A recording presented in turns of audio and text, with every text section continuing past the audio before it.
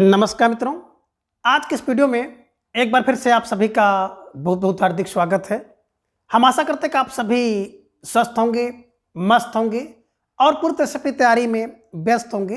तो मित्रों, आज के इस वीडियो में हम हिंदी साहित्य इतिहास के अंतर्गत भारतीय युग और भारतीय युग से संबंधित सभी महत्वपूर्ण और संभावित प्रश्नों को व्याख्यात्मक तरीके से हल करेंगे और इसके साथ ही इन्हें ट्रिक की सहायता से याद करने का भी प्रयास करेंगे। तो हम आशा करते हैं कि वीडियो आप सबके लिए बहुत ही महत्वपूर्ण होने वाला है, इसलिए इस वीडियो को आप लोग अंत तक जरूर देखें। चैनल पर नए हैं तो चैनल को सब्सक्राइब कर लें और इसके साथ अगर आपको थोड़ा सा भी उचित लगे तो इस वीडियो को अपने जो परिचित लोग हैं उनके पास भी शेयर करें। तो जैसा कि स्क्रीन पर आप देख पा रहे हैं, प्रश्न संख्या 1 है कि आधुनिक काल की समय सीमा क्या है। ए 1843 से 1923 ईस्वी, बी 1843 से 1932 ईस्वी, सी 1834 से 1923 ईस्वी या डी 1834 से 1930 ईस्वी। तो धीरे धीरे ढेर सारे भाई बहनों का जवाब आ गया कि सर विकल्प ए को लॉक किया जाए।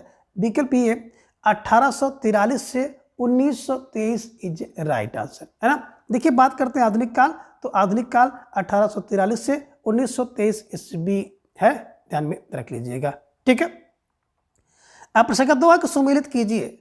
सूची 1 में आप देख रहे हैं कि आधुनिक काल का जो नामकरण है और सूची 2 में आधुनिक काल के नामकरण करता है, तो उन्हीं को आपको मिलाना है।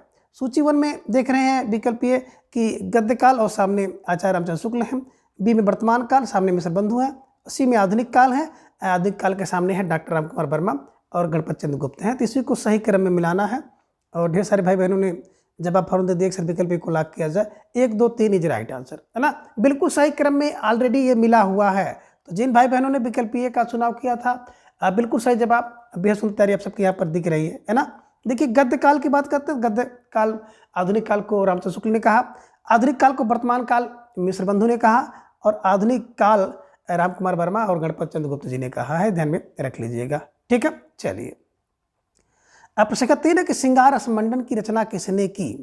ये कह रहे कि गोसाई विठलनाथ, बी गोकुलदास, सी नाभादास या डी इनमें से कोई नहीं। तो ढेर सारे भाई बहनों का जवाब भी आ गया कि श्रृंगार रस का जो मंडन होता है ना, वो गोसाई करते हैं। तो श्रृंगार रस का मंडन गोसाई विठलनाथ करते हैं। विठलनाथ, ये ध्यान में रख लीजिएगा कि श्रृंगार रस का जो मंडन है वो गोसाई विठलनाथ करते हैं, है ना, ये ध्यान में रख लीजिएगा। ठीक है, चलिए। अब प्रश्न संख्या 4 है कि 252 वैष्णव की वार्ता की रचना किसके काल में हुई। ए अकबर, बी जहांगीर, सी शाहजहां, डी इनमें से कोई नहीं। तो सबसे पहले तो आपको उत्तर ये देना है कि 252 वैष्णव की वार्ता रचना किसकी है। मैंने आपको बताया था कि कुल कितने, बोले कुल 252 और 84, यानी कि 84 वैष्णव की वार्ता। तो 84 252 वैष्णव की वार्ता। कुल गोकुल कितने हैं, कुल गो, बोले कुल गोल तो 84 252 है। 84 वैष्णव की वार्ता और 252 वैष्णव की वार्ता गोकुलनाथ जी की रचना है। और किसके काल में रची गई है, यह प्रश्न आपसे पूछा गया है। तो ढेर सारे भाई बहनों का जवाब भी आ गया कि सर औरंगजेब जी के काल में रची गई है। तो विकल्प भी औरंगजेब इज राइट आंसर। ठीक है, चलिए। अब इसका 5 है कि अष्टयाम की रचना किसने की। ए नाभादास, बी गोकुलदास, सी गोसाईनाथ, डी इनमें से कोई नहीं। तो ढेर सारे भाई बहनों ने जवाब दे दिया कि विकल्प ए को लॉक किया जाए। अष्टयाम, है ना, नाभादास की रचना है। अष्टयाम नाभादास की रचना है और इन्हीं की एक रचना है भक्तमाल। भक्त का माल नभ में है। तो ये ध्यान में रखिएगा, ये रचनाएं हम लोग देख रहे हैं ना लगातार, जितनी भी प्रश्नोत्तरी हम लोग कर रहे हैं इस बुक से, तो उसमें भी ये प्रश्न आ रहा है, ये ध्यान में रख लीजिएगा। ठीक है, चलिए। अब प्रश्न 6 है कि अष्टयाम की कथा वस्तु किस पर आधारित है, यानी कि अष्टयाम जो रचना है उसमें किसकी कथा वस्तु है। ये कह रहे हैं कि भगवान श्री कृष्ण की, बी भगवान राम की, सी भगवान बुद्ध की या डी इनमें से कोई नहीं। तो ढेर सारे भाई बहनों का जवाब आ गया कि अष्टयाम, है ना, नाभादास की रचना है, इसमें भगवान राम की कथा वस्तु का वर्णन है। ठीक है, चलिए। अब प्रश्न 7 है कि छंद वर्णन की महिमा पुस्तक किसने लिखी। ए गोकुलनाथ, बी सूरत मिश्र, सी गंग कवि, डी लाला हीरालाल। तो ढेर सारे भाई बहनों का जवाब भी आ गया, विकल्प सी को लॉक किया जाए। चंद छंद गंग, चंद छंद गंग, ऐसे दिमाग में बैठा लीजिएगा और इसको बिल्कुल हमेशा के लिए कंठस्थ कर लीजिए। ठीक है, चलिए। अब प्रश्न 8 है कि भाषा योग वशिष्ठ के रचनाकार कौन है। अब भाषा योग वशिष्ठ है ना, तो भैया भाषा का योग अगर मिल जाए तो व्यक्ति वशिष्ठ हो जाता है।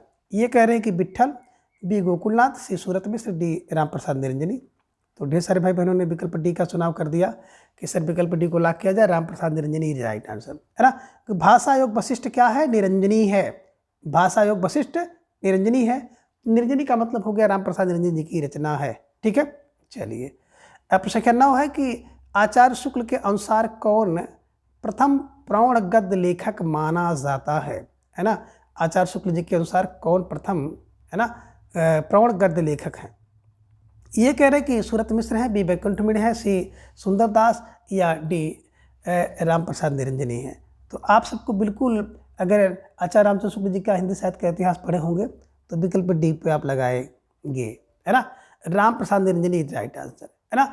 आचार्य रामचंद्र शुक्ल जी ने प्रथम प्रौढ़ गद्य लेखक जो है राम प्रसाद निरंजनी जी को माना है, ये ध्यान में रख लीजिएगा और इसको कहीं आप नोट कर लीजिए, परीक्षा में पूछे जाने योग्य प्रश्न है।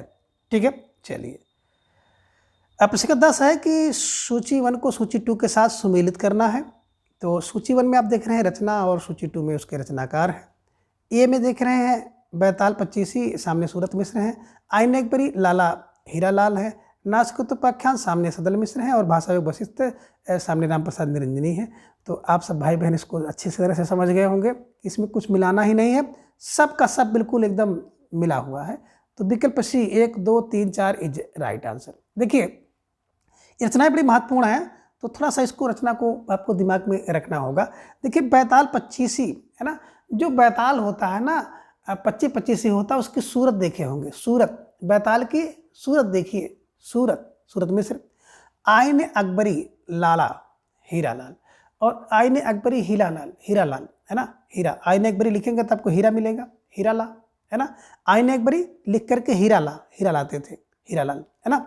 नाश के तो पाख्यान, नाश करने वाला व्यक्ति सदल टाइप का होता है, पगल टाइप का होता है, ये ध्यान में रखिएगा। नाश के तो पाख्यान सदल मिश्र का है और भाषा योग वशिष्ठ राम प्रसाद निरंजनी, भाषा का योग मिल जाए तो निरंजनी होता है, ये ध्यान में आप रखिएगा। और जिन भाई बहनों ने विकल्प सी का चुनाव किया था बिल्कुल सही जवाब और भी सुंदर तैयारी। प्रश्न 11 है कि सुमेलित कीजिए। अब आपको सुमेलित करना है सूची 1 को सूची 2 के साथ। तो सूची 1 में देख रहे हैं आप रचना और सूची 2 में रचनाकार हैं, इन्हीं को आपको सुमेलित करना है। ये प्रेम सागर, सामने गंग कवि, बी है चंद्रछंद वर्णन की महिमा, सामने लल्लू लाल हैं और सी में आप देख रहे हैं सुख सागर, सामने सदा सुख लाल हैं। तो अब अगर इसको मिलाएंगे तो प्रेम कौन करते हैं, तो भैया प्रेम के सागर में तो लल्लू टाइप के लोग डूब जाते हैं, जो लल्लू टाइप के लोग होते हैं प्रेम करते हैं है ना। उनको कोई प्रेम करे ना करे लेकिन वो लोग प्रेम करते हैं, तो ऐसे क्लू बना लीजिएगा, प्रेम सागर लल्लू लाल। चंद छंद वर्णन की महिमा, चंद छंद गंग, मैंने भी देखा था ना, आप लोगों ने देखा, तो चंद छंद गंग। और सुख का सागर, भैया सुख के सागर में सदा सुख रहता है, सुख का सागर हो तो सदा सुख रहेगा। बिल्कुल मैंने इसी क्लू से पूरी हिंदी साहित्य के इतिहास को विस्तृत रूप में और ट्रिकी रूप में पढ़ाया है। अगर आप लोग उसको देखना चाहें तो पीजीटी या टीजीटी हिंदी की प्लेलिस्ट में जाएं, उसको ओपन कर लीजिए और पूरी क्लास का आनंद लीजिए, ठीक है ना।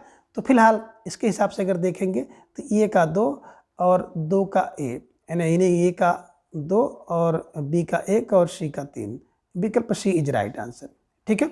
चलिए आगे प्रश्न संख्या 12 है कि रानी केतकी की कहानी के रचनाकार कौन हैं। ये मुंशी सदा सुखलाल, बी इंशाअल्लाह खां, सी सितारे हिंद, डी में से कोई नहीं। तो ढेर सारे भाई बहनों का जवाब आ गया, अक्सर विकल्प बी को लॉक किया जाए, इंशाअल्लाह खां इज राइट आंसर। और मैं हमेशा इसको कहता हूँ इंसा रानी, इन्हीं की इंसा अल्लाह खां, रानी फा रानी केतकी की कहानी इन्होंने लिखा है और इसी रानी केतकी का एक अन्य नाम उदयभान चरित्र भी है, ध्यान में रख लीजिएगा, परीक्षा में प्रश्न पूछा जाता है, ठीक है। चलिए अब प्रश्न 13 है कि बनारस अखबार किसके द्वारा निकाला जाता था। अब बनारस का अखबार कौन निकालेगा, है ना, थोड़ा सा ध्यान में रखिएगा और इसका उत्तर दीजिएगा। ये सितारे हिंद, बी सुख सागर लाल, सी लल्लू लाल, डी इनमें से कोई नहीं। तो बनारस का अखबार वही निकालेगा ना भैया जिसके पास स्टार होगा और हिंद होगा, है ना। तो बनारस अखबार जिसके पास स्टार था, सितारे हिंद, है ना, तो ध्यान में रखिएगा राजर्षि प्रसाद सितारे हिंद इज राइट आंसर, विकल्प ये, है ना। प्रश्न 14 है कि राजा भोज का सपना के लेखक कौन है। अब राजा भोज का सपना के लेखक कौन है? ये इंशाअल्लाह खां, बी लल्लू लाल, सी सुखलाल, या डी है सितारे हिंद। तो ढेर सारे भाई बहनों का जवाब भी आ गया कि सर विकल्प डी को लॉक किया जाए, राजा शिव प्रसाद सितारे हिंद इज राइट आंसर, है ना। राजा भोज का सपना तो एक राजा ही देख सकता है ना, जिसके पास स्टार हो, स्टार मतलब सितारे हिंद इज राइट आंसर, है ना। प्रश्न 15 है कि प्रजा हितैषी पत्र कौन निकालते थे। अब प्रजा का हितैषी कौन होगा? ये राजा शिव प्रसाद सितारे हिंद, बी राजा लक्ष्मण सिंह, सी नवीन चंद्र राय, डी इनमें से कोई नहीं, है ना। तो ये ध्यान में आपको रखना है। देखिए प्रजा का हितैषी कौन हो सकता है? जो अपने भाई का हितैषी था वही प्रजा का हितैषी भी होगा, Raja Lakshman Singh is right answer, है ना। लक्ष्मण जी को आप लोग जान रहे हैं कि अपने भाई के इतने हितैषी थे कि अपने भाइयों से लड़ जाते थे, है ना, राम जी के लिए, और इतने बड़े हितैषी थे कि आप जब भाई राम जी का वनवास हुआ तो लक्ष्मण भी उनके साथ चले गए। तो जो भाई का हितैषी है वही प्रजा का हितैषी है। तो ये क्लू बन जाएगा, उस क्लू की सहायता से आप इसको याद कर सकते हैं, ठीक है। चलिए प्रश्न 16 है कि सूची 1 और सूची 2 को मिलाना है। तो सूची 1 में आप देख रहे हैं कुछ समाज हैं, कुछ मिशन हैं, और उसको जो संस्थापक है उसी को मिलाना है। अब बात करें सूची 1 में, ये देख रहे हैं ब्रह्म समाज, सामने राजा राम मोहन राय, रामकृष्ण मिशन विवेकानंद का है, आर्य समाज मैडम ब्लास्टर की हैं, और थियोसॉफिकल सोसाइटी स्वामी दयानंद सरस्वती हैं। तो इसको आपको सही क्रम में मिलाना है प्रश्न संख्या 16 को। तो सबसे पहले अगर सही क्रम में मिलाएंगे, देखिए ब्रह्म तो भैया राजा होता है, ब्रह्म समाज राजा का समाज है ना, तो ब्रह्म समाज होगा। और आप ये भी कह सकते हैं कि ब्रह्म समाज राजा का मन मोह लेता है, ब्रह्म समाज अगर हो तो राजा का मन मोह लेता है, राजा राम मोहन राय, है ना। अब मिशन, है ना, कोई मिशन हो, चाहे रामकृष्ण का मिशन हो या और कोई मिशन हो, उसके लिए विवेक चाहिए, है ना। तो मिशन के लिए विवेक चाहिए, विवेकानंद का है। और आर्य समाज, है ना, देखिए आर्य समाज क्या करता था? दया करता था। तो आर्य समाज में दया होती थी, दया फॉर दयानंद सरस्वती को ध्यान में रख लीजिएगा। और थियोसॉफिकल सोसाइटी मैडम ब्लास्टोकी, है ना, सोसाइटी ब्लास्टोकी, ये ध्यान में रख लीजिएगा। और ऐसे अगर देखेंगे तो बिल्कुल एक का 1, बी का 2, और सी का 4 हो जाएगा, डी का 3 हो जाएगा, 1 2 4 3, है ना। विकल्प डी इज राइट आंसर, है ना। जिन भाई बहनों ने विकल्प डी का चुनाव किया था बिल्कुल सही जवाब, बेहद सुंदर तैयारी आप सबको यहाँ पर दिख रही है। अब प्रश्न 17 है कि थियोसॉफिकल सोसाइटी की एक शाखा न्यूयॉर्क के अतिरिक्त कहाँ खोली गई थी? ये कह रहे हैं कि अडयार मद्रास में, बी चेन्नई का कांडीगई में, सी कोलकाता, डी बंगलौर में। तो आपको जवाब देना है प्रश्न संख्या 17 का, और ढेर सारे भाई बहनों का जवाब भी आ गया, सिर्फ विकल्प को लॉक किया जाए, Adyar Madras is right answer, है ना। देखिए जो थियोसॉफिकल सोसाइटी थी इसकी एक शाखा न्यूयॉर्क के अतिरिक्त अडयार मद्रास में भी खोली गई थी, ठीक है। चलिए प्रश्न संख्या 18 कि ब्रह्म समाज की स्थापना कब हुई? अब ब्रह्म समाज, ब्रह्म का समाज है तो राजा का मन मोह लेता है, राजा राम मोहन राय का है। और कब इसकी स्थापना हुई आपको जवाब देना है। ये 1825, बी 1828, सी 1830, या फिर विकल्प डी में से कोई नहीं। तो मैंने आपको बताया था कि ब्रह्म 2 ठे होते हैं, 2 ठे ब्रह्म 2 ठे होते हैं। तो ब्रह्म समाज 1828 में, है ना, और ब्रह्म समाज राजा का मन जो है मोह लेता है, राजा राम मोहन राय को ध्यान में रखिएगा, ठीक है। चलिए प्रश्न संख्या 19 है कि आर्य समाज की स्थापना किसने की?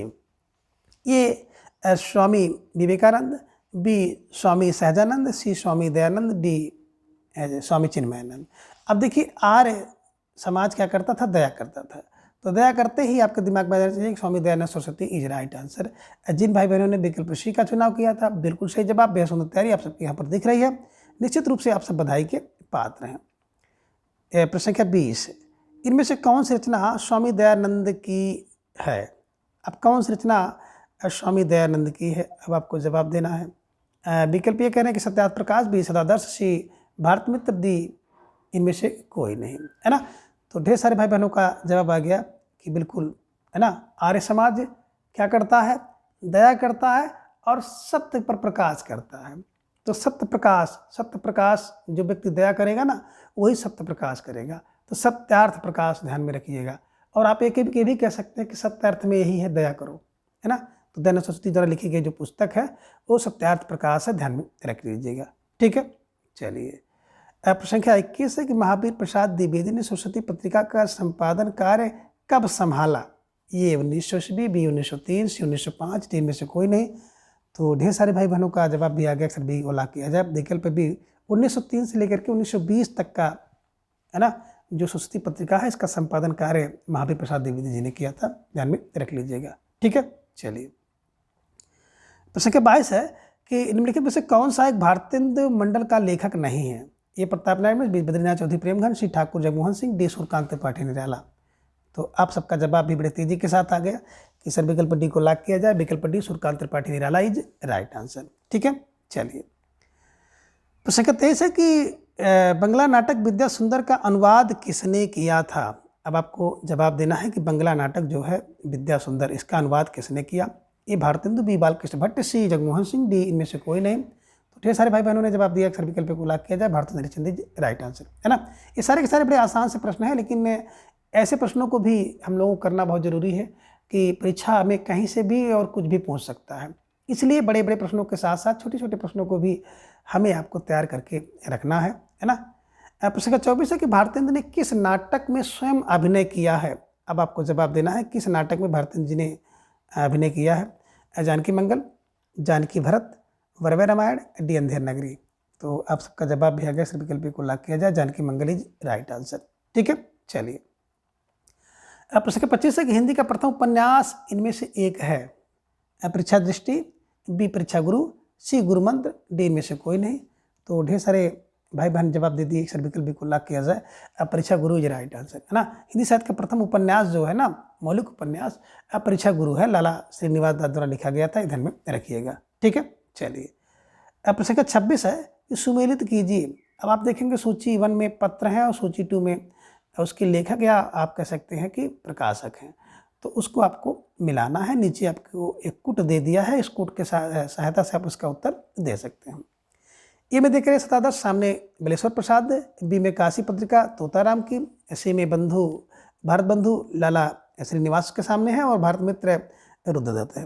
तो देखिए आज ही आप इसको बिल्कुल कंठस्थ कर लें, स्टार लगाइए और अपने दिमाग की खिड़की खोल लीजिए, बिल्कुल रट लीजिए। देखिए सदा आदर्श क्या करे, निवास करे। मैंने आपको ऐसी ट्रिक से बताया है कि सदा आदर्श को सदा आदर्श कर लीजिए।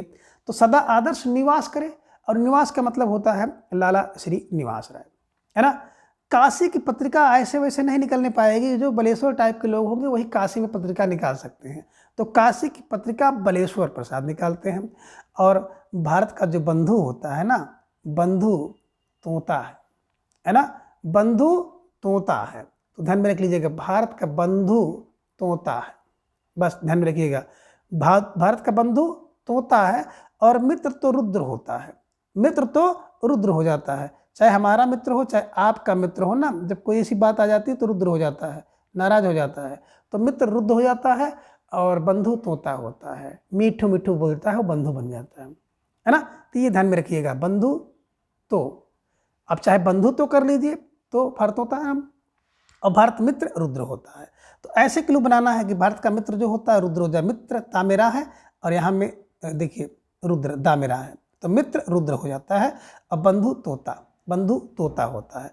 अब इसके हिसाब से अगर आप मिलाएंगे तो बिल्कुल आपको आप सही पता चल गया होगा कि विकल्प सी में आप देखेंगे तो 1 का 3 है ना, 2 का 1, और यहाँ पर देखेंगे बंधु 2 पर जाएंगे और मित्र 4 पे।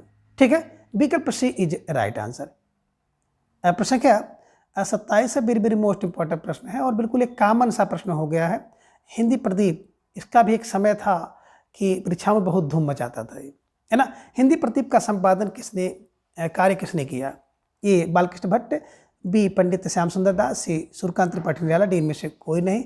तो ढेर सारे भाई बहनों का जवाब भी आ गया, अक्सर विकल्प को लॉक किया जाए, Pandit Balkrishna Bhatt is right answer. Hindi की प्रदीप भट्ट से, भट्टफाल बालकृष्ण भट्ट को ध्यान में रखिएगा। ठीक है, प्रश्न 28 सुमेलित कीजिए। सूची 1 पत्र पत्रिका है और सूची 2 में उसके लेखक हैं, उसी को आपको सुमेलित करना है। ए में है आर्य दर्पण, सामने बख्तावर सिंह है। बी में हिंदी प्रदीप, सामने पंडित बालकृष्ण भट्ट हैं। सार सुधा निधि सदानंद का है और भारत सुदशा गणेश प्रसाद का है। अब इसका जवाब आपको देना है, बिल्कुल, है ना। क्या गजब सा प्रश्न है, और गजब सा प्रश्न है तो इसका उत्तर भी गजब होगा, बिल्कुल सही मिला हुआ है। तो जिन भाई बहनों ने विकल्प ए का जवाब दिया 1 2 3 4 इज राइट आंसर, है ना, विकल्प ए सही है ना। अब देखिए आय दर्पण, आय का दर्पण, है ना, वक्तावर से, वक्त, अगर आय आर्य दर्पण है ना, आय वक्तावर होते हैं, तो आय दर्पण वक्तावर का है। हिंदी प्रदीप भट्ट से, है ना, सार सुधा निधि आनंद देता है, सार और सुधा मिल जाए, सुधा की निधि आनंद देती है, तो सदानंद को ध्यान में रखिएगा। और भारत की दुर्दशा भारतेंदु हरिश्चंद्र है, और भारत की सुदशा उसी का विलोम शब्द आप कह सकते हैं गणेश प्रसाद का है। तो भारत सुदशा गणेश प्रसाद, इसीलिए तो गणेश जी का नाम लेकर के हम लोग किसी काम का शुभारंभ करते हैं। तो सुदशा गणेश से गणेश प्रसाद को ध्यान में रख लीजिएगा, ठीक है। चलिए अब संख्या 30 है कि सुमेलित कीजिए, सूची 1 को सूची 2 के साथ सुमेलित करना है। सूची 1 में आप देख रहे हैं कुछ समाचार पत्र है और सूची 2 में उसके संपादक है। नीचे आपको एक कूट भी दिख रहा है और इस कूट के हिसाब से आपको उत्तर देना है।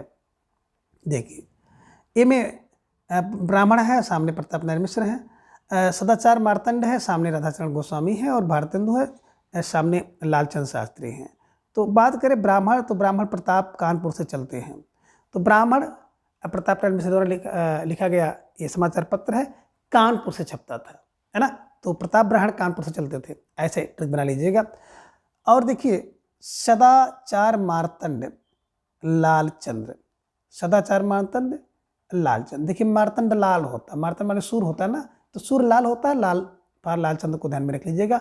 और भारतेंदु, है ना, अब देखो भारतेंदु राधाचरण गोस्वामी, भारत का इंदु राधाचरण गोस्वामी, तो भारतेंदु जो लगाते थे ना, तो राधाचरण गोस्वामी लगाते थे, ध्यान में रख लीजिएगा।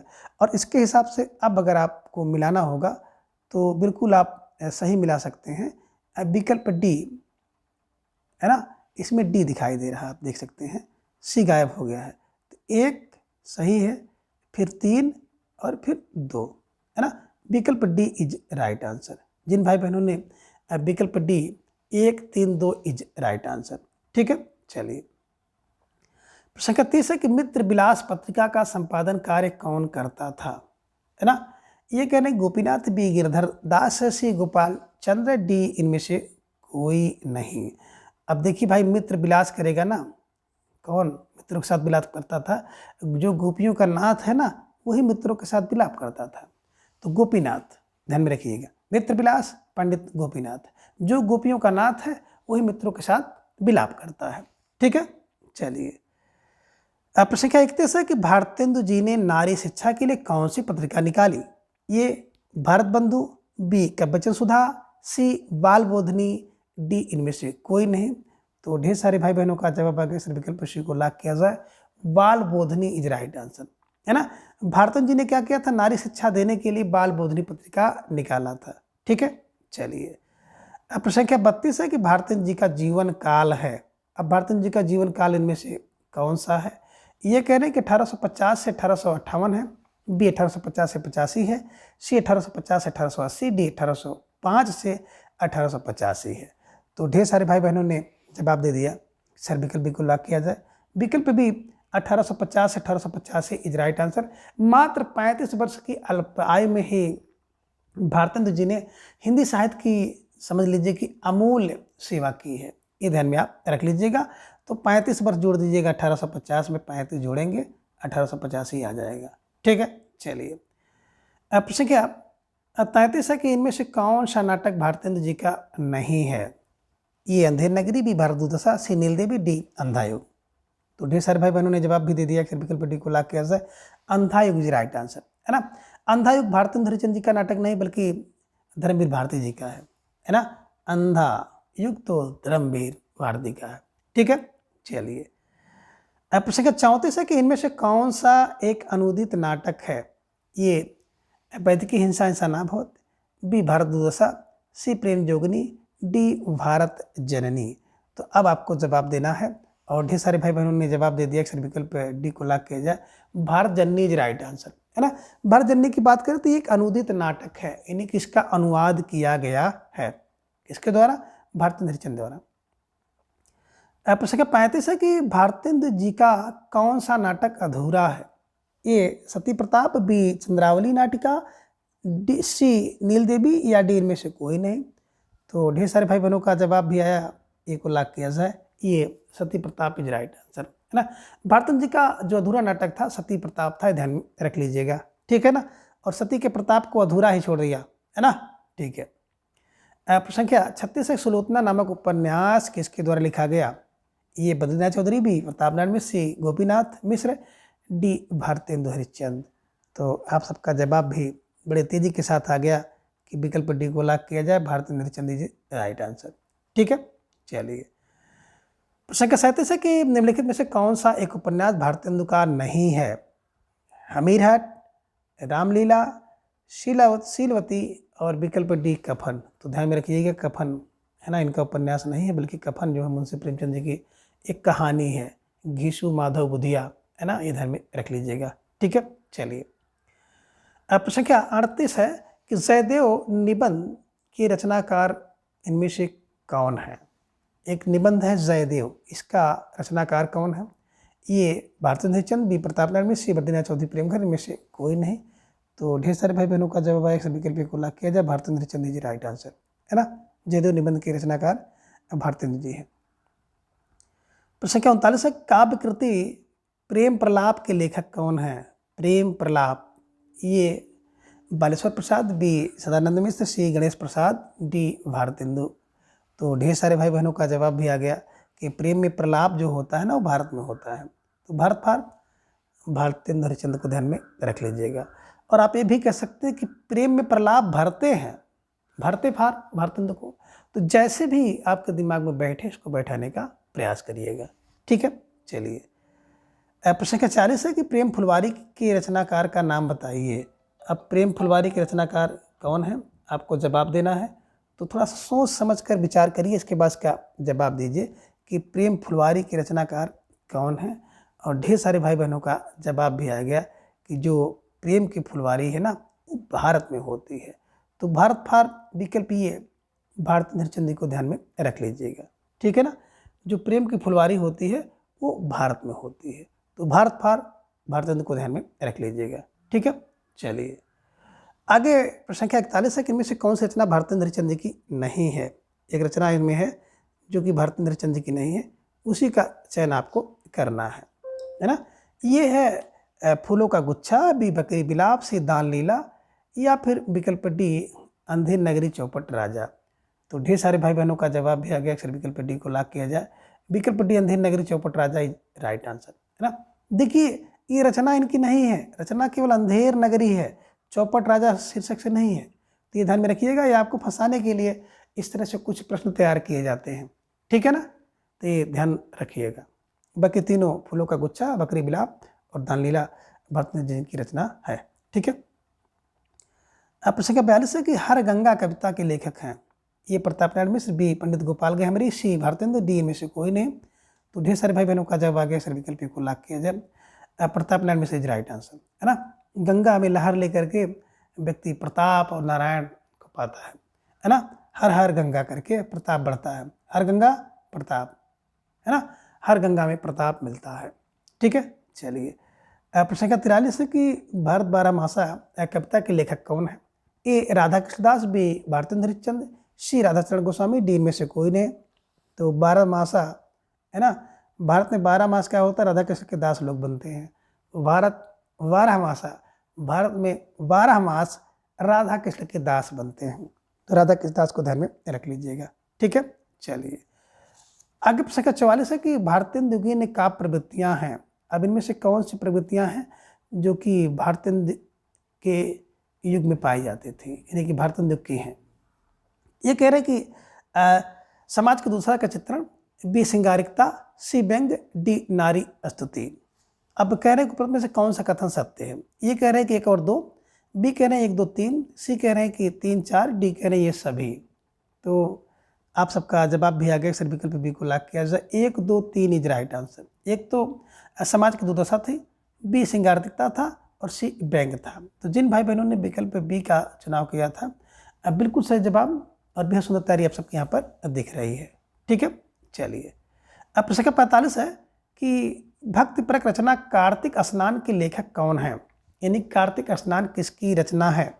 ए बाबू हरिश्चंद्र, बी राजचंद्र गोस्वामी, सी अंबिका दत्त व्यास, या डी इनमें से कोई नहीं। तो धीरे धीरे ढेर सारे भाई बहनों का जवाब भी आ गया कि सर विकल्प ए को लॉक किया जाए, बाबू हरिश्चंद्र इज राइट आंसर, है ना। कार्तिक में स्नान कौन करते हैं, है ना? भारत में होता है। कार्तिक में स्नान भारत में होता है। भारत था, भारतेंद्र हरिश्चंद्र को ध्यान में रख लीजिएगा। ठीक है, चलिए। अब प्रश्न 46 है कि चूरन साहब लोग जो खाता है सारा हिंद हजम कर जाता है, पंक्ति किस नाटक से है? ये अंधेर नगरी, बी भारत दुर्दशा, सी अंधायुग, डी में से कोई नहीं। तो अब प्रश्न संख्या 46 का जवाब आप सबको देना है और ढेर सारे भाई बहनों का जवाब भी आ गया कि सर विकल्प ए को लॉक किया जाए, Andher Nagari is right answer, है ना। अंधेर नगरी में ये कहा गया है कि चूरन साहब लोग जो खाता है सारा हिंद हजम कर जाता है। जब अंधेर नगरी रहेगी तो चूरन साहब खा ही जाएंगे। ठीक है, चलिए। अब प्रश्न संख्या 47 है कि नौ भक्तमाल की रचना किसने किया या किसने की? ये बाबू भारतेंद्र हरिश्चंद्र, बी राजचंद्र गोस्वामी, सी बद्रीनाथ चौधरी, डी है इनमें से कोई नहीं। अब प्रश्न संख्या 47 का जवाब भी आ गया कि विकल्प बी को लॉक किया जाए, नौ भक्तमाल, है ना, राधाचंद्र गोस्वामी, भारत बारहमासा, राधा कृष्णदास, ये ध्यान में रखिएगा। ठीक है, चलिए। अब प्रश्न संख्या 48 है कि भारत में अंग्रेजी शिक्षा का प्रचार प्रसार सर्वप्रथम किस राज्य से शुरू हुआ, है ना? भारत में अंग्रेजी शिक्षा का प्रचार प्रसार किस राज्य से शुरू हुआ? ए गुजरात, बी दिल्ली, सी बंगाल, डी में से कोई नहीं। तो अब आपको जवाब देना है प्रश्न संख्या 48 का। ढेर सारे भाई बहनों ने विकल्प सी का चुनाव कर दिया कि सर विकल्प सी को लॉक किया जाए, बंगाल इज राइट आंसर, है ना। अब प्रश्न संख्या 49 है कि हिंदी गद्य का सूत्रपात कब हुआ? ए 1900 ईस्वी, बी 1850 ईस्वी, सी 1800 ईस्वी, डी 1920 ईस्वी। अब आपको जवाब देना प्रश्न संख्या 49 का। तो ढेर सारे भाई बहनों ने जवाब भी दे दिया कि विकल्प सी को लॉक किया जाए, 1800 ईस्वी राइट आंसर, है ना। हिंदी गद्य का जो सूत्रपात होता है 1800 ईस्वी में होता है। ठीक है। अब प्रश्न 50 है कि इनमें से कौन सी भारतेंद्र जी की पत्रिका नहीं है? ये कह रहे हैं कि बाल बोधनी, बी हरिश्चंद्र, सी कब्बचन सुधा, और डी है आनंद कादम्बनी। तो आप सबका जवाब भी आ गया, सर विकल्प डी को लॉक किया जाए, आनंद कादम्बनी। बात करें आनंद कादम्बनी की, तो आनंद कादम्बनी बद्रीनाथ चौधरी प्रेमघन द्वारा संपादित पत्रिका है और मिर्जापुर से प्रकाशित होती थी, है ना। तो आनंद कादम्बनी बद्रीनाथ चौधरी प्रेमघन इसके संपादक हैं और मिर्जापुर से इसका प्रकाशन होता था, ध्यान में रख लीजिएगा। तो प्रश्न संख्या 50 का विकल्प डी इज राइट आंसर। जिन भाई बहनों ने विकल्प डी का चुनाव किया था बिल्कुल सही जवाब। अब बेहद सुंदर तैयारी, निश्चित रूप से आप सब बधाई के पात्र हैं। अब प्रश्न संख्या 51 कि कब्बचन सुधा पत्रिका का प्रकाशन कब प्रारंभ हुआ? ये 1850 ईस्वी, बी 1860 ईस्वी, सी 1865 या डी 1868। तो ढेर सारे भाई बहनों का जवाब भी आ गया कि सर विकल्प डी का लॉक किया जाए, विकल्प डी 1868 इज राइट आंसर, है ना। देखिए जो कब्बचन सुधा पत्रिका है 68 थी, 68 ध्यान में रख लीजिएगा। ठीक है, तो 68 को 1868 से जोड़ लीजिएगा। अब प्रश्न संख्या 52 है कि हिंदी गद्य के जनक इनमें से कौन हैं? ये राजा लक्ष्मण सिंह, बी सितारे हिंद, सी बाबू हरिश्चंद्र, डी महावीर प्रसाद द्विवेदी। तो ढेर सारे भाई बहनों का जवाब है कि विकल्प सी को लॉक किया जाए, विकल्प सी बाबू हरिश्चंद्र इज राइट आंसर, है ना। बाबू हरिश्चंद्र जी को हिंदी गद्य का जनक माना जाता है, ध्यान में रख लीजिएगा। ठीक है। अब प्रश्न 53 है कि कलकत्ता के पोर्ट विलियम कॉलेज में कौन कार्यरत था, है ना। कि इनमें से कौन से लेखक या उन्नायक हैं जो कि कलकत्ता के पोर्ट विलियम कॉलेज में कार्यरत थे? ये इंशाल्लाह खां, बी जॉर्ज गियर्सन, सी सदा सुखलाल, डी लल्लू लाल। तो ढेर सारे भाई बहनों का जवाब भी आ गया, सर विकल्प डी को लॉक किया जाए, लल्लू लाल और सदल मिश्र। ये दो लोग जो हैं पोर्ट विलियम कॉलेज में मुंशी पद पर कार्यरत थे, ध्यान में रख लीजिएगा, भाषा के, है ना, भाषा मुंशी पद, है ना। तो लल्लू लाल यहाँ पे विकल्प में है, विकल्प डी इज राइट आंसर। और इनके अलावा सदल मिश्र, मैंने आपको बताया था लल्लू टाइप के लोग और सदल टाइप के लोग जो है पोर्ट विलियम कॉलेज में थे, इधर में रख लीजिएगा। ठीक है, चलिए। अब प्रश्न संख्या 54 है कि निम्नलिखित संस्थाओं की स्थापना का आरोही क्रम निर्धारित कीजिए, है ना। ये देख रहे हैं ब्रह्म समाज, बी प्रार्थना समाज, सी कृष्ण रामकृष्ण मिशन, इसके बाद थियोसॉफिकल सोसाइटी। बी में आप देख रहे हैं प्रार्थना समाज, ब्रह्म समाज, रामकृष्ण मिशन, थियोसॉफिकल सोसाइटी। सी में रामकृष्ण मिशन, प्रार्थना समाज, ब्रह्म समाज, थियोसॉफिकल सोसाइटी। और डी में आप देख रहे हैं थियोसॉफिकल सोसाइटी, प्रार्थना समाज, ब्रह्म समाज और रामकृष्ण मिशन। तो सबसे पहले अगर देखेंगे तो प्रश्न संख्या 54 में विकल्प आपको ए मिलेगा, है ना, ब्रह्म 1828 में, है ना। अब प्रार्थना समाज की बात करते हैं तो 1867 के आसपास है। रामकृष्ण का मिशन है 1897 में। तो ये थियोसॉफिकल सोसाइटी थोड़ा सा आप लोग देख लीजिएगा, मेरे ख्याल से 1875 के आसपास है। यहाँ पे कुछ विकल्प भी गलत है, लेकिन सबसे सही विकल्प अगर आपको देखना होगा तो विकल्प ये मिलेगा। तो इस तरह से जो भी मार्केट में पुस्तकें हैं, ढेर सारी त्रुटियाँ उसमें आपको दिखाई देंगी, उस त्रुटियों से बच के आपको चलना होगा। और थोड़ा सा असावधानी हो जाती है तो एक आध चीज़ें हम लोग गलत पढ़ लेते हैं, ठीक है ना, ये ध्यान में रखिएगा। तो इसके हिसाब से अगर देखा जाएगा तो विकल्प ये राइट आंसर है, ठीक है। चलिए प्रश्न संख्या 55 है कि कृतियों को उनके रचना काल के आरोही क्रम में निर्धारित करें। अब आप एक तरफ देखेंगे कृतियाँ और दूसरी तरफ देखेंगे उस कृतियों को आरोही क्रम में लगाना। 4 विकल्प आपके सामने हैं। अब विकल्प ये कह रहे हैं कि भाषा योग वशिष्ठ, सुख सागर और प्रेम सागर। फिर विकल्प बी में कह रहे हैं कि सुख सागर, प्रेम सागर, भाषा योग वशिष्ठ। ऐसे में भाषा योग वशिष्ठ, सुख सागर, प्रेम सागर, सुख सागर। और डी में है प्रेम सागर, सुख सागर, भाषा योग वशिष्ठ। तो प्रश्न संख्या 55 का जवाब आपको देना था। ढेर सारे भाई बहनों ने जवाब भी दे दिया कि सबसे पहले भाषा योग वशिष्ठ है, फिर प्रेम सागर है, फिर सुख सागर है ना। तो भाषा, पहले भाषा, भाषा से प्रेम होगा और प्रेम से सुख मिलेगा, है ना। हर व्यक्ति जानता है कि पहले तो भाषा है, उसी भाषा से प्रेम कर लो और प्रेम कर लोगे तो सुख सागर मिलेगा। यानी कि भाषा को प्रेम करेंगे तो उसको पढ़े लिखेंगे तो सुख मिलेगा, क्योंकि चयन हो जाएगा। तो ध्यान में रखिएगा, भाषा को प्रेम करो तो सुख मिलेगा, ठीक है। विकल्प सी इज राइट आंसर। अब प्रश्न संख्या 56 है कि रचनाओं को उनके कालक्रम के अनुसार निर्धारित करें।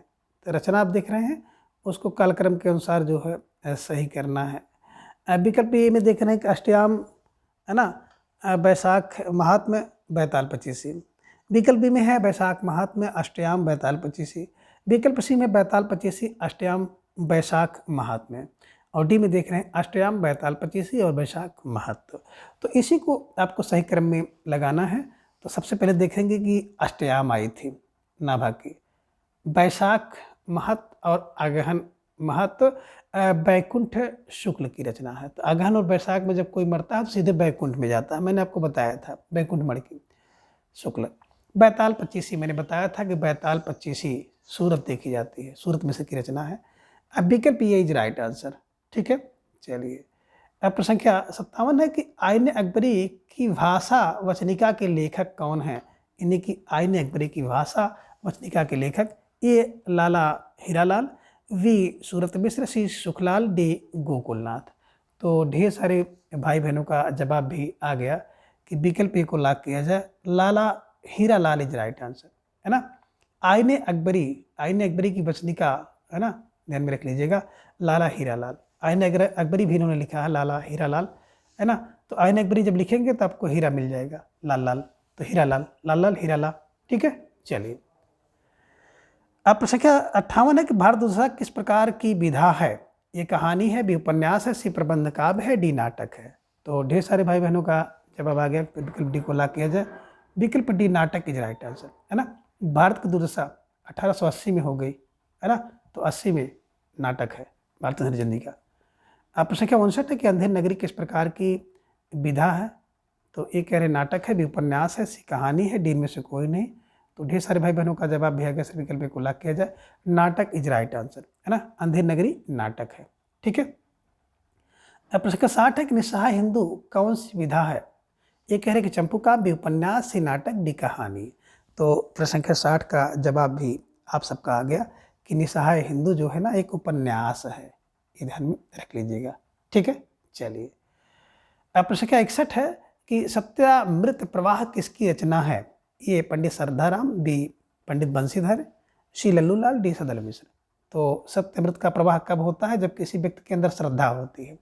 तो श्रद्धा होगा तो सत्यामृत का प्रवाह होगा। तो श्रद्धा पर पंडित सीताराम को ध्यान में रख लीजिएगा, ठीक है। चलिए प्रश्न संख्या 62 है कि सत्यार्थ प्रकाश के रचयिता का नाम। ये कह रहे हैं कि स्वामी दयानंद सरस्वती, बी स्वामी विवेकानंद, सी रामकृष्ण परमहंस, डी राजा शिव प्रसाद सितारे हिंद।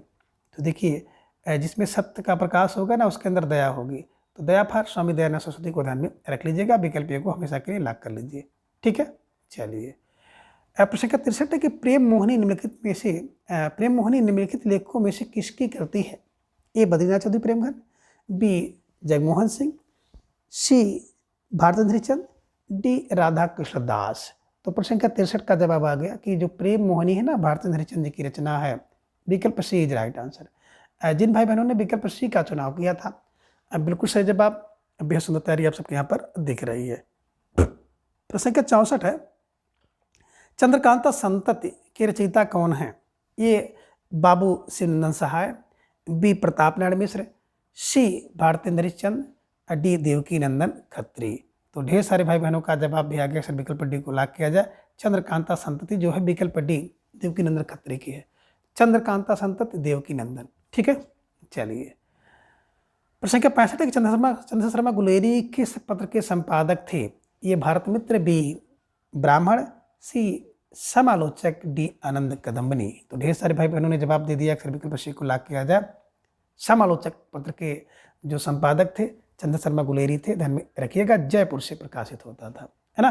भारत का मित्र अभी मैंने आपको बताया था, है ना, कि भारत का मित्र रुद्र हो जाता है, रुद्र शर्मा का है।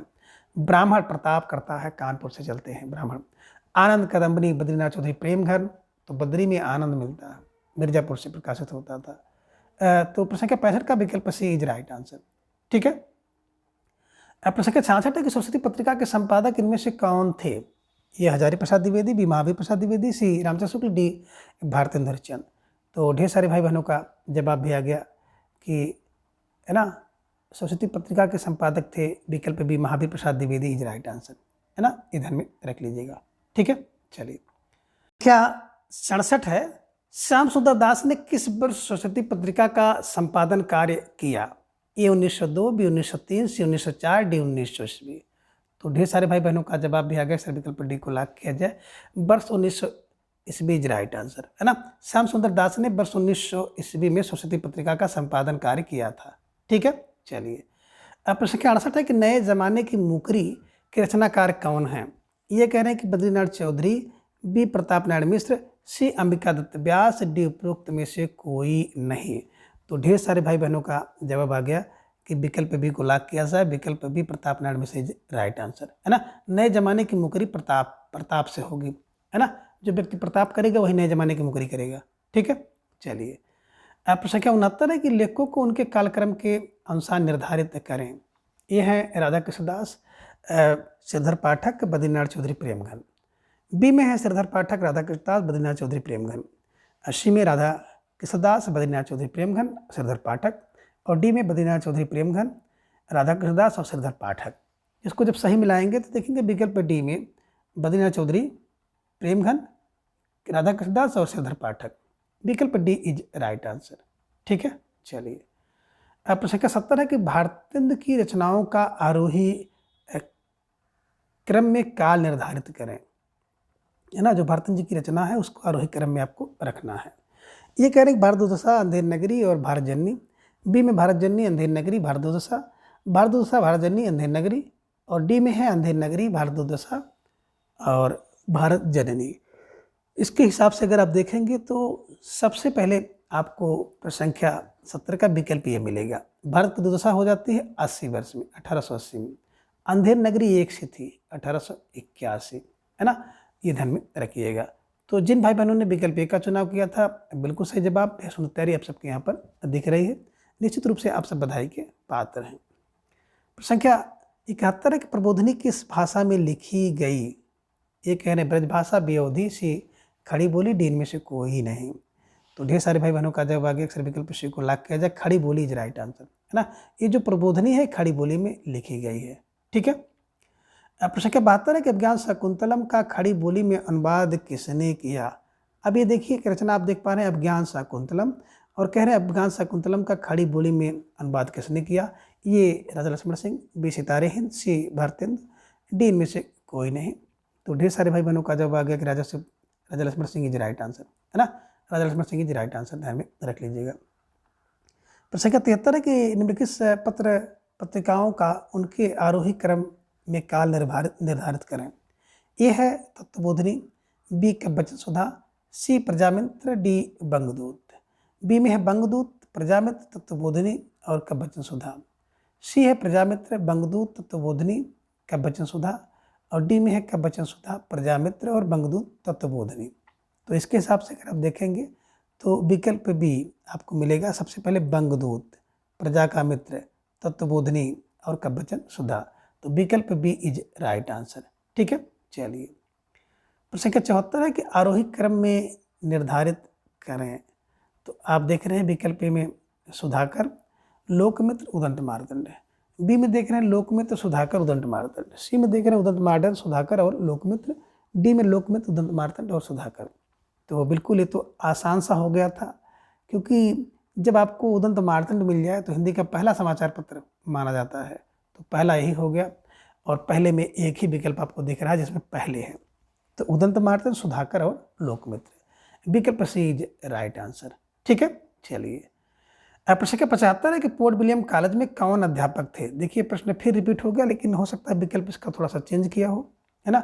ए कह रहे सदा सुखलाल, बी लल्लूलाल, सी इंशाअल्लाह खां, डी में से कोई नहीं। तो देखिए पोर्ट विलियम कॉलेज में लल्लूलाल और सदल मिश्र दो अध्यापक थे, ध्यान में रख लीजिएगा, है ना। तो मैंने आपको बताया था कि लल्लू टाइप के लोग थे, दूसरे सदल, सदल को थोड़ा सा पगल कर लीजिए। तो लल्लू और सदल ये दो लोग जो पोर्ट विलियम कॉलेज में अध्यापक थे। ठीक है, चलिए अब प्रश्न का 76 है कि हरिश्चंद्र मैगजीन पत्रिका का प्रकाशन वर्ष है। ए 1870, बी 1872, सी 1873, डी में से कोई नहीं। तो ढेर सारे भाई बहनों का जवाब भी आ गया कि सर विकल्प सी को लॉक किया जाए। 1873 इज राइट आंसर। हरिश्चंद्र की मैगजीन 1873 ईस्वी। ठीक है, अब प्रश्न का 77 है कि चंद्रप्रभा उपन्यास किसने लिखा।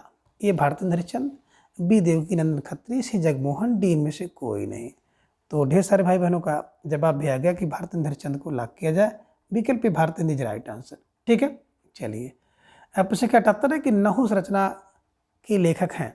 ए गोपाल गहमरी, बी लाला निवास दास, सी राजचंद्र गोस्वामी, डी में से कोई नहीं। तो ढेर सारे भाई बहनों का जवाब भी आ गया कि जो नहुस है विकल्प डी इनमें से कोई नहीं है ना। गोपाल राम गहमरी नहीं है, ध्यान में रखिएगा, बल्कि गोपाल चंद गिरधर दास हैं, है ना। ये जो कि भारतेंद्र हरिश्चंद्र के पिता थे, उन्होंने नहुस नाटक की रचना की थी। तो विकल्प डी इनमें से कोई नहीं इज राइट आंसर, है ना। अब प्रश्न क्या 79 है कि विशेष विषम अवधम नाटक के नाटककार कौन है। ये कह रहे हैं कि भारतेंदु है, बी प्राणचंद्र चौहान है, सी विश्वनाथ है, डी इनमें से कोई नहीं। तो ढेर सारे भाई बहनों का जवाब सर विकल्प को लॉक किया जाए। अब विशेष विषम औषधम भारतेंद्र जी का नाटक है, और ये भाण था, है ना। इसकी विधा देखेंगे तो भाण नाटिका है, भाण है, तो इसको ध्यान में रखिएगा, भाण है। और मैंने आपको बताया था कि विष और विष की औषध अगर आपको मिल जाए, है ना, औषध विष हो जाए तो उसको भाण में डाल दीजिए। ठीक है, चलिए अब प्रश्न क्या 80 है कि कविता संग्रह फूलों का गुच्छा किसके द्वारा लिखा गया। ए जगमोहन, बी अंबिका दत्त, सी भारतेंदु, डी इनमें से कोई नहीं। तो ढेर सारे भाई बहनों का जवाब आ गया फिर विकल्प सी को लॉक किया जाए। भारतेंदु इज राइट आंसर, है ना। फूलों का गुच्छा आपको भारत में मिलेगा। ठीक है, चलिए अब प्रश्न क्या 81 है कि मैंग महिमा कविता संग्रह के रचनाकार हैं। ए बद्रीनाथ चौधरी प्रेमघन, बी ठाकुर जगमोहन सिंह, सी अंबिका दत्त, डी इनमें से कोई नहीं। तो ढेर सारे भाई बहनों ने जवाब भी दे दिया कि सिर्फ विकल्प सी को लॉक किया जाए। अंबिका दत्त व्यास इज राइट आंसर, है ना। देखिए मैंग की महिमा अंबिका जैसी होती है, जैसे अंबिका माता होती है वैसे मैंग की महिमा है।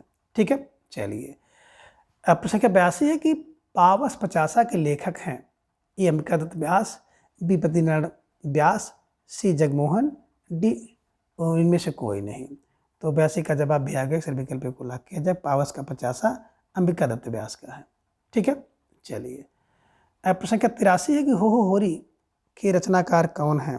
बहुत महत्वपूर्ण रचना है, परीक्षा में पूछी जा सकती है, इसलिए थोड़ा सा सतर्कता के साथ आप इसको देखिएगा कि हो होरी के रचनाकार कौन है। ए अंबिका दत्त व्यास, बी ठाकुर जगमोहन, सी बद्रीनारायण प्रेमघन, डी में से कोई नहीं।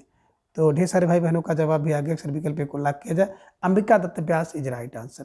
ठीक है, चलिए अब प्रश्न का 84 है कि प्रेम सरोवर कविता संग्रह के लेखक हैं। ये कह रहे हैं कि ठाकुर जगमोहन है, बी पंडित श्याम सुंदर दास है, सी अंबिका दत्त व्यास है, डी इनमें से कोई नहीं। तो प्रेम के सरोवर जो मिल जाए ना तो बिल्कुल है ना, भारत में होता है, भारतेंद्र हरिश्चंद्र जी का है। तो विकल्प डी इनमें से कोई नहीं इज राइट आंसर। ठीक है। अब प्रश्न संख्या 85, लोकोक्त शतक के रचयिता कौन है? ये पंडित श्याम सुंदर दास, बी प्रताप नारायण मिश्र, सी मोतीराम, डी इनमें से कोई नहीं। तो ढेर सारे भाई बहनों का जवाब भी आ गया कि लोकोक्ति का शतक प्रताप से लगता है।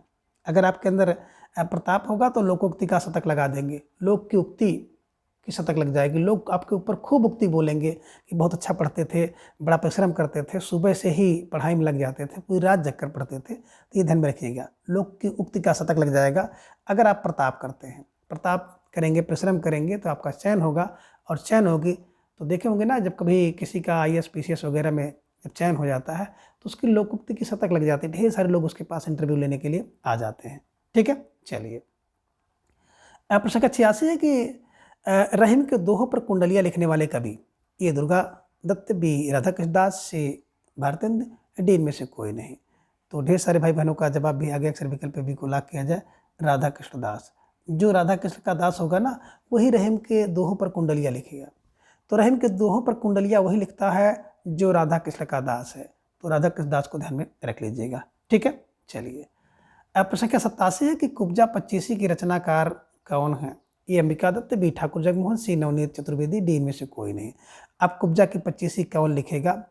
जो है ना नवनीत खाएगा, है ना, जो नवनीत खा लिया होगा ना वही कुब्जा के 25 लिखेगा। ये ध्यान में आप रख लीजिएगा। तो कुब्जा 25 नवनीत चतुर्वेदी, कुब्जा 25 नवनीत चतुर्वेदी। ठीक है, चलिए। अब प्रश्न संख्या 88 है कि भारत में थियोसॉफिकल सोसाइटी के कार्य को आगे किसने बढ़ाया? मैडम, ये कह रहे कि मैडम ब्लाउस्टस्की, बी श्रीमती नी बेसेंट ने, डी भगिनी निवेदिता ने, डी कह रहे विजय लक्ष्मी पांडेय ने। तो 88 का जवाब भी आपका आ गया कि मैडम ब्लाउस्टस्की ने तो थियोसॉफिकल सोसाइटी की स्थापना की थी, है ना। तो इसको जब आप देखेंगे तो निश्चित रूप से जो है विकल्प ए आपको दिख रहा है, मैडम ब्लाउस्टस्की ने भारत में थियोसॉफिकल सोसाइटी के कार्य को आगे बढ़ाया। तो ये ध्यान में रख लीजिएगा, मेरे ख्याल से विकल्प बी सही होना था, क्योंकि इन्होंने स्थापना की है और उस कार्य को बढ़ाने में ज़्यादा काम जो है श्रीमती नी बेसेंट ने किया है भारत में। ये ध्यान में रखना है, विकल्प बी होना चाहिए। फिलहाल इस पुस्तक में विकल्प ये दिया है, तो मेरे ख्याल से विकल्प बी होगा। इसको थोड़ा सा और हम क्लियर करेंगे। ठीक है ना, विकल्प B Annie Besant is right answer, Bharat में बढ़ाने की बात कर रहा है। ठीक है, चलिए। प्रश्न क्या 89 है कि निज भाषा उन्नति है, सब उन्नत को मूल है, पंक्ति किस रचनाकार की है? ये कह रहे कि भारतेंदु की, बी मधुसूदन गुप्त की, सी माखनलाल चतुर्वेदी की, डी इनमें से कोई नहीं है। तो प्रश्न संख्या 89 का जवाब भी आप सबका आ गया कि सर विकल्प ए को लॉक किया जाए, विकल्प A Bharatendu Harishchandra is right answer, है ना। निज भाषा उन्नति है, सब उन्नत को मूल तब होगा जब भारत की उन्नति होगी। ठीक है, चलिए। प्रश्न संख्या 90 है कि रानी केतकी की कहानी का एक अन्य नाम क्या है? ये कह रहे कि उदयभान चरित्र, बी कह रहे कि नासकृत उपाख्यान है, सी कह रहे कि प्रेम सागर है, डी इनमें से कोई नहीं। तो ढेर सारे भाई बहनों ने जवाब भी दे दिया कि सर विकल्प को लॉक किया जाए, उदयभान चरित्र इज राइट आंसर, है ना। रानी केतकी की कहानी इंशाल्लाह खां की रचना है और इसका एक अन्य नाम है उदयभान चरित्र। ठीक है, चलिए।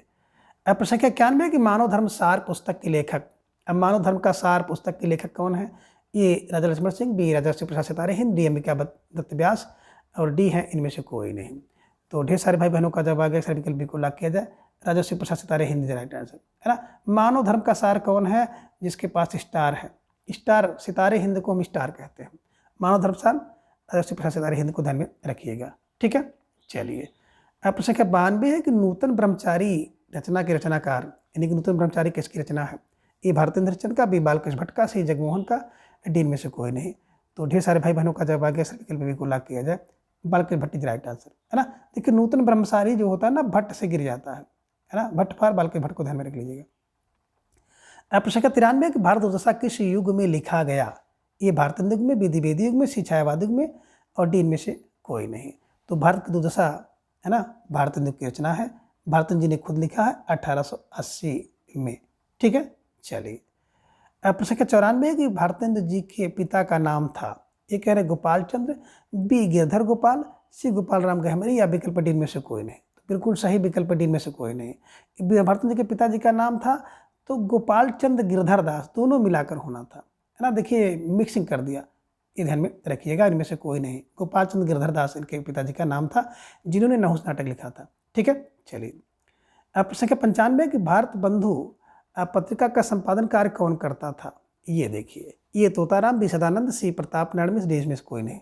और मैंने भी बताया था आपको कि भारत का जो बंधु होता है ना, तोता होता है।